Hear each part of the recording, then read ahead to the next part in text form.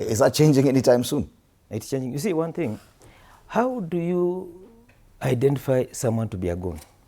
You see, the problem is now any young man who works with a politician is being baptized to be a goon.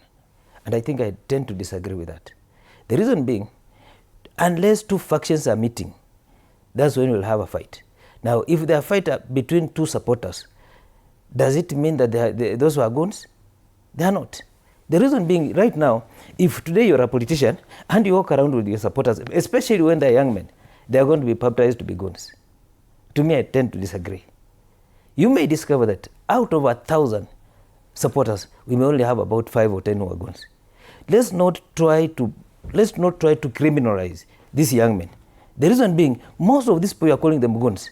Just go look at their background. These are young men who have been to school, they have been to university, they haven't gotten employment. Sometimes they tend to get excited when they work with their leaders. But why do we call them goons? You have your own supporters. Like, for example, in funerals, you may discover someone who may work there with this supporter. Then some other person also comes with these supporters. There may be clash of ideas, but do we baptize everyone to be a goon?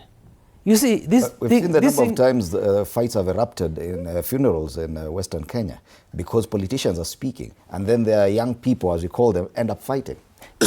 We had the last funeral is the one that happened in Bomula. We had UDA guys, and we had even Edwin Sifuna was there. There was no fight, they only walked away within. But my problem is this: why are we baptizing every young man who works with a politician to be a goon? That's the biggest problem. You may discover that if you look at what happened even in Olkalau, how many people were armed? The one we'll call goons. There were less than 30. Mm-hmm. But now they are trying to make it appear as if everyone who was in Olkalau were goons. To me, I think most of those people we call them goons, they are always being funded by the state. Like most of them were armed with guns, they were armed with tear gas. But you discover that in Western Kenya, we've had issues, but even people don't end up fighting. Show me any situation. We can have that shouting matches and what have you.